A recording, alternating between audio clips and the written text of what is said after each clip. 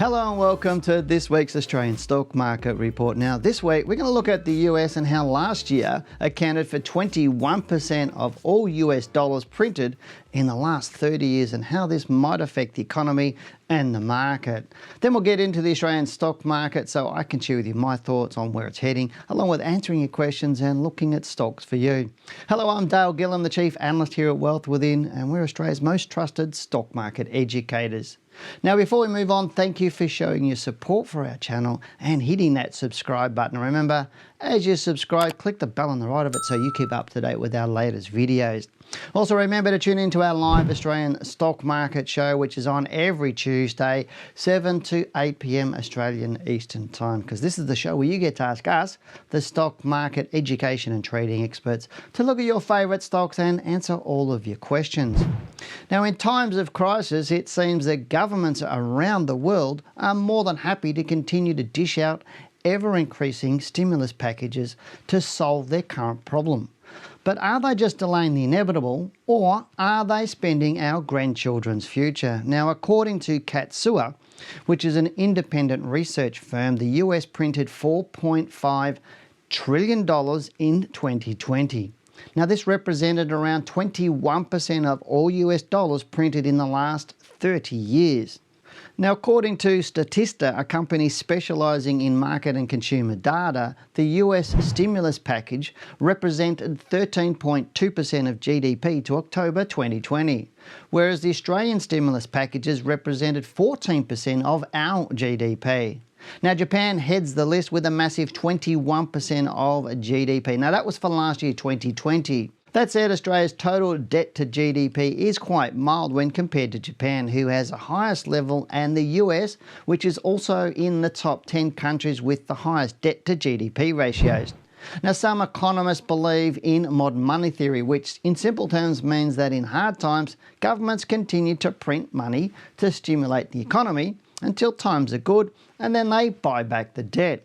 However, Australia increased its debt during the GFC crisis, and now last year, just when we thought we were looking like we were returning to surplus, we now find ourselves in a COVID-19 crisis and in more debt than we've ever been so in the past. So is printing money really the answer to every single crisis? How much is enough, and are we spending our children's future? Now, whilst COVID-19 is the current crisis that governments are dealing with, we know there will be more in the future, but we will never know when they are likely to arise. We were arguably better placed than any other country in the world to handle the economic impact that unfolded due to the COVID-19 pandemic, given how well we'd handled the economic recovery following the GFC. Consequently, this kept our stock market from rising to stellar heights, unlike the US, who just kept printing money.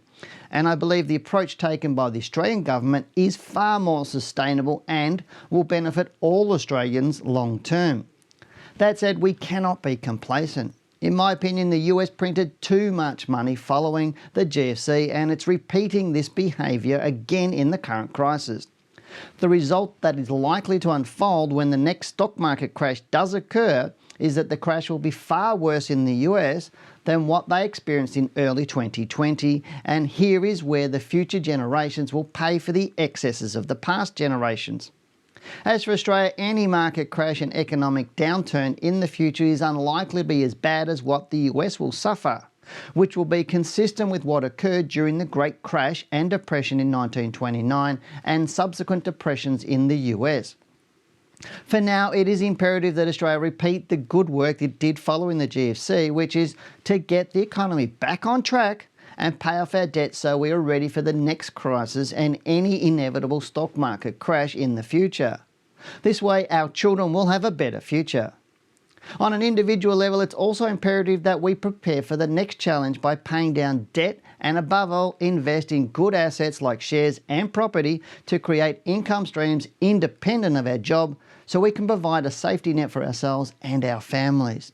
So let's get into the market now, but what were the best and worst performing sectors last week? Well, materials, that was the best performing sector, up 1.83%.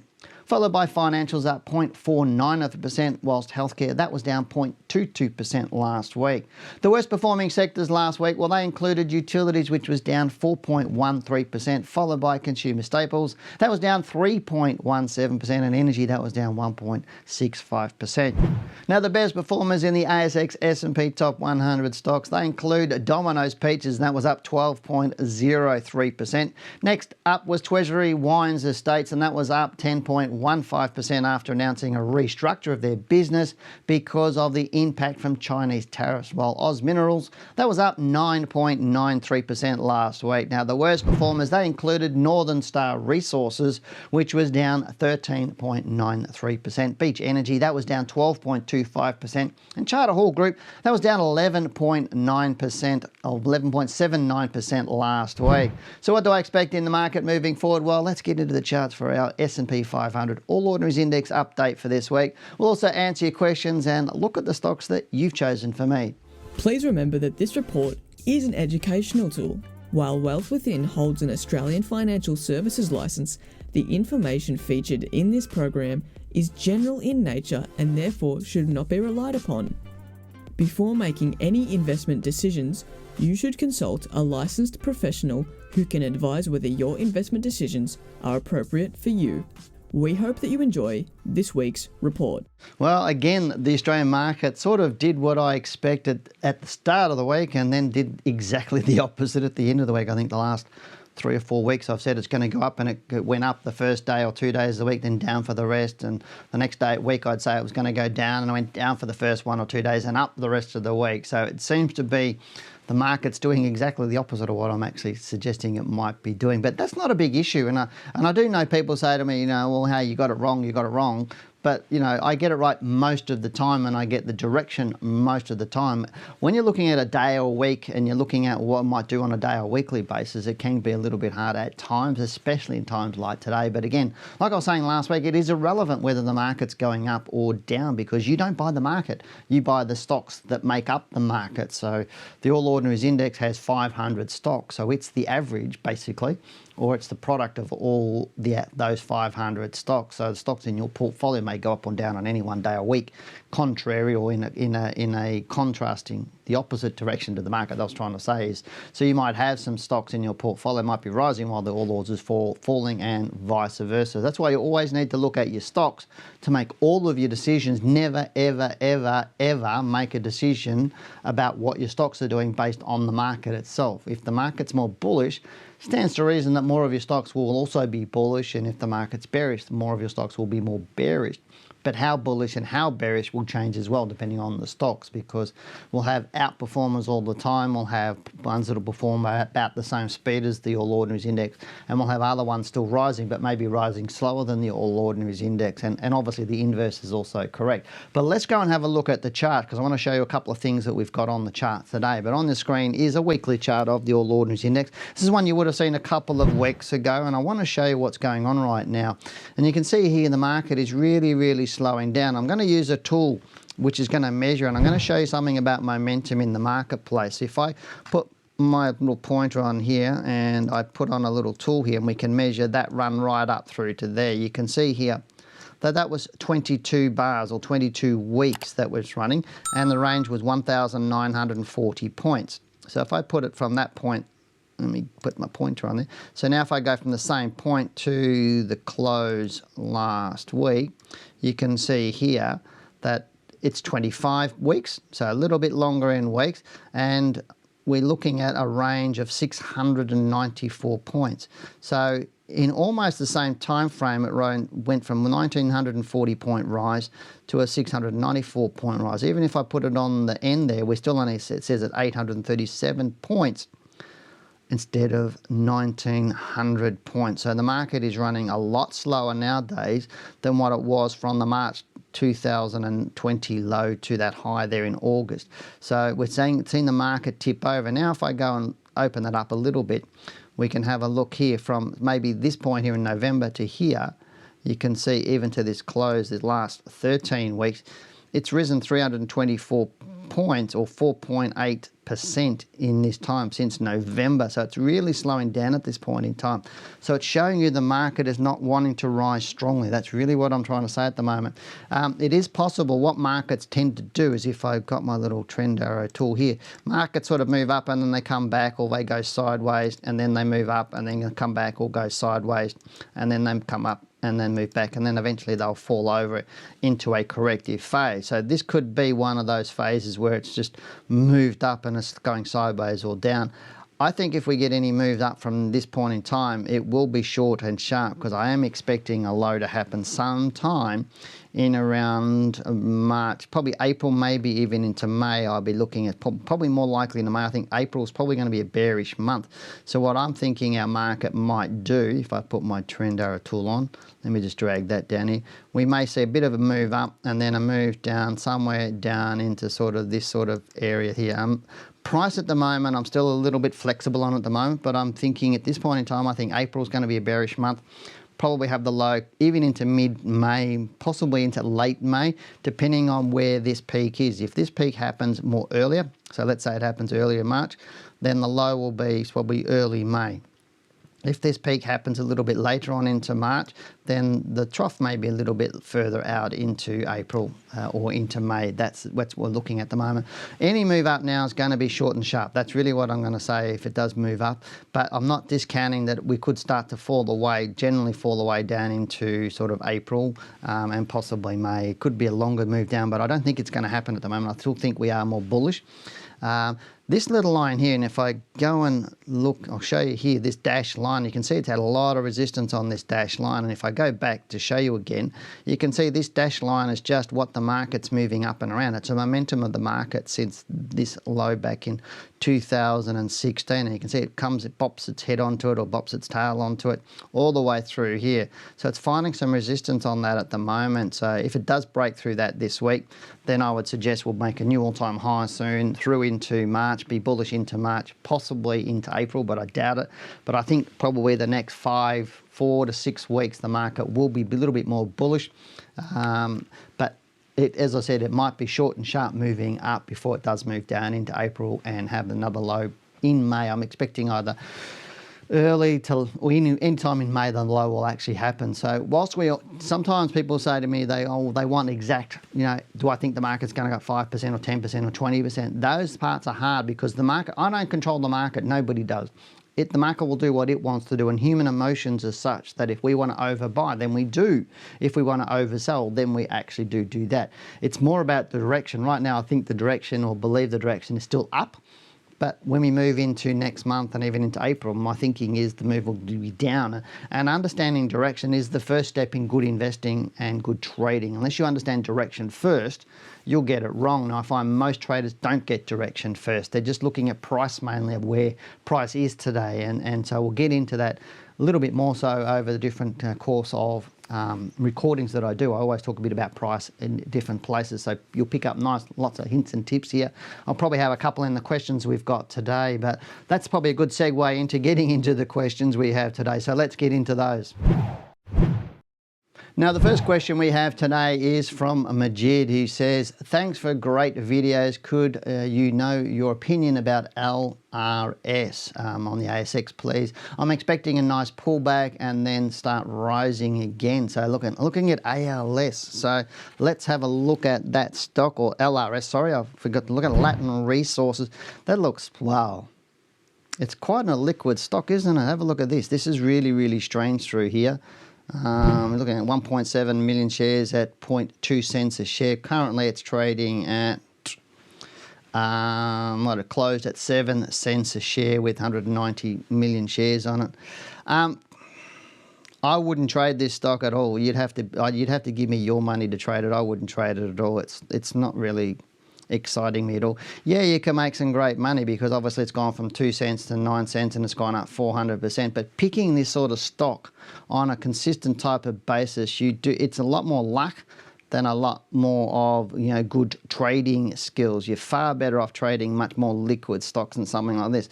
I mean, here we are just in August 2019, and you can see here, multiply volume of the 228,000 shares by 2 cents. It's not a lot of money, but if we get here, Currently, that's 190 million shares by 6 cents. So still not huge amounts of money on that sort of stock, but it's a little bit better because a lot of people are getting in on it.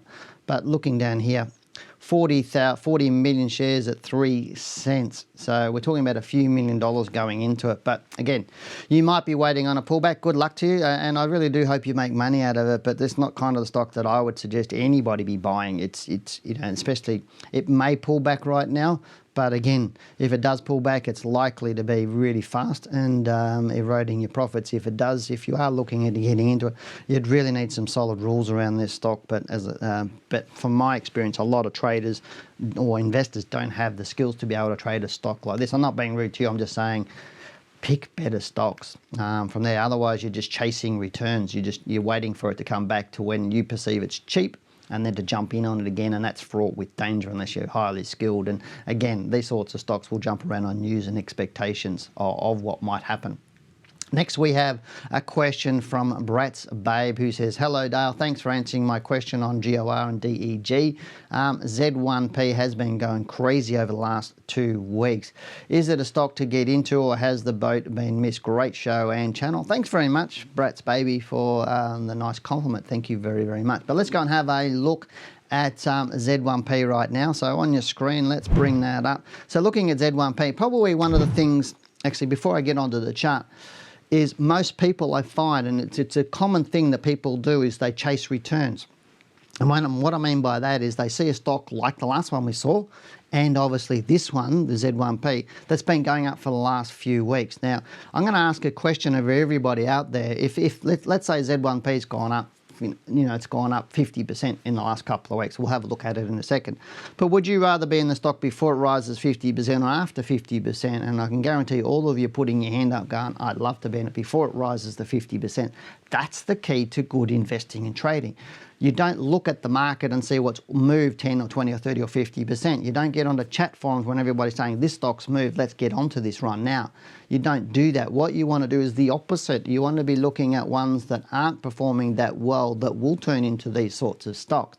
And that's by doing proper research, not by following everybody else.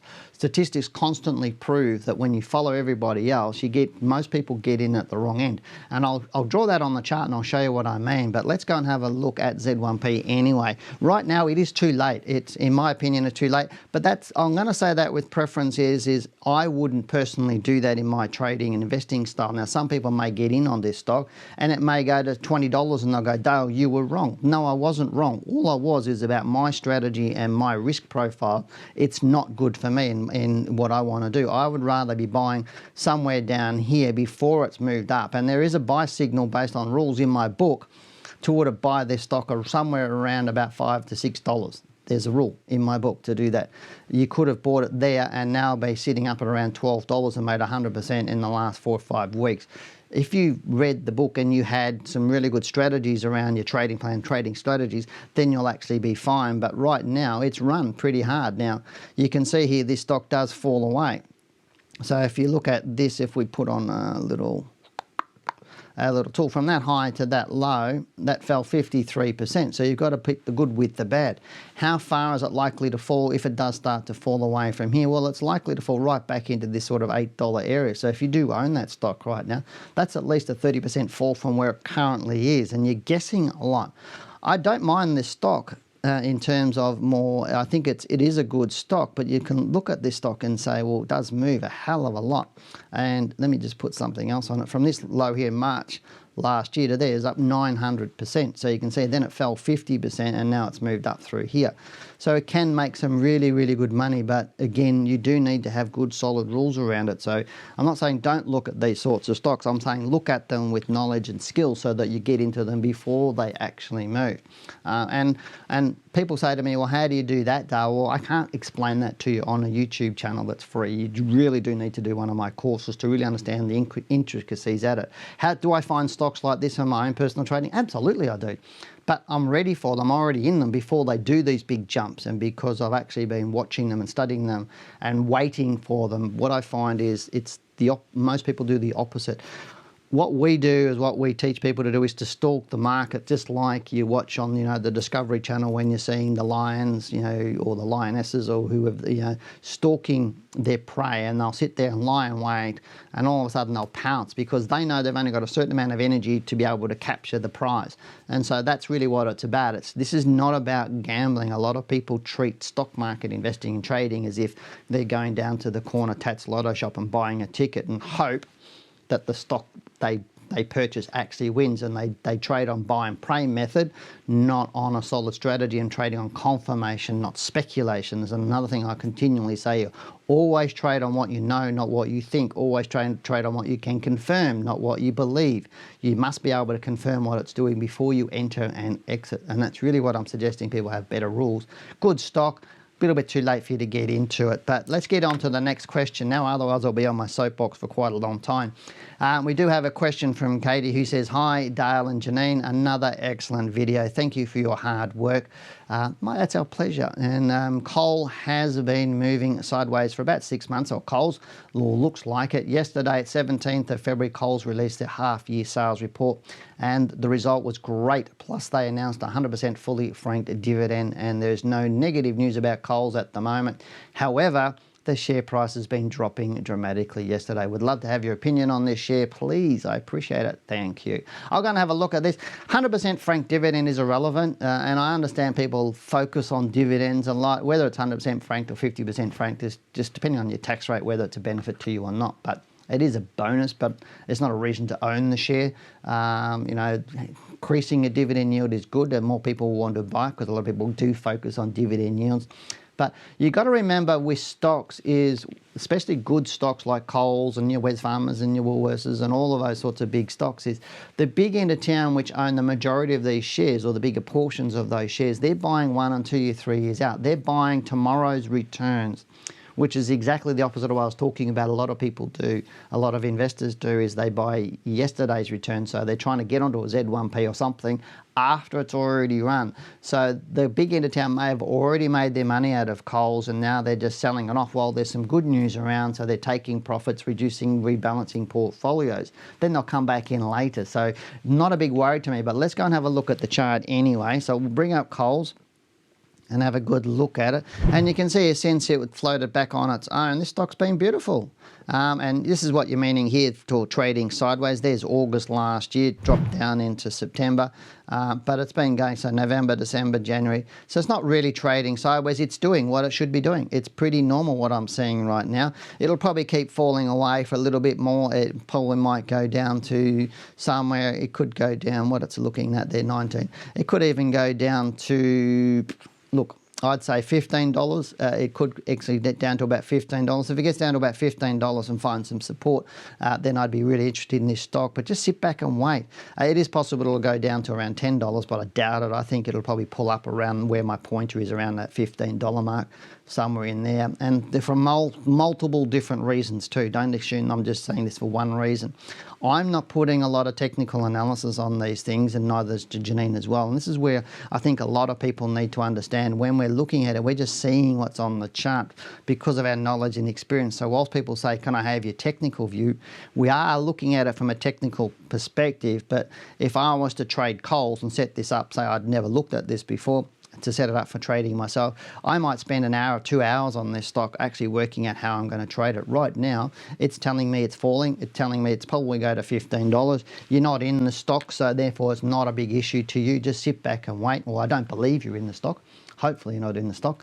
But it will fall down, or will continue to fall down until it stops falling down. At that point, it's like stalking the market or waiting for Coles, because it is a good stock. It's got some good fundamentals. I think it will do very well moving forward as well. So just stick it on your watch list, wait, be patient, set some rules around buying, buy my book, read the rules in that, and you'll be ready for it when it does take up. Pretty much that would be my suggestions. But thank you very much for putting that question in. And thank you for everybody for sending the questions in. And we really do appreciate your participation in our channels. It really does help make these reports more valuable for everyone watching. But as I was saying a little bit earlier, we don't put much on these. Like, this is YouTube. We're not going to teach you a lot of stuff here on YouTube, because one thing, it's not possible to teach you on YouTube. Anything we can teach on YouTube, it's going to be very high level and weight. So if you're learning a lot out here, learning learning a lot from Janine and I. That means what we're doing, that means your level of knowledge yourself is quite low, because we're really just scratching the surface. And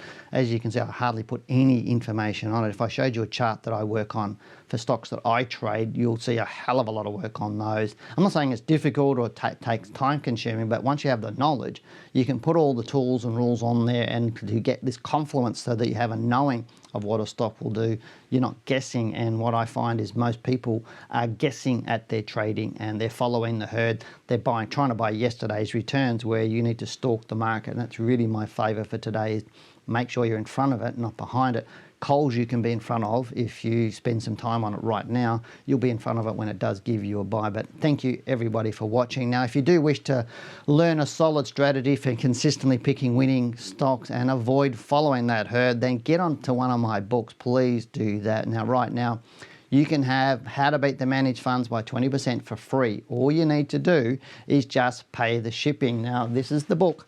All you're going to do is you're going to click on the link below, and it will take you to the page on our website where you can order it right now. So do it now, and you'll have the book in just a few short days, so you can get on to making better decisions for your investing and trading. You'll be ready for Coles or some of these other stocks they're setting themselves up now to be buys. Now, if you do have any questions that you'd like me to answer, as always, first subscribe to the channel and then stick your questions below. It's pretty simple. Subscribe to the channel, stick your question below.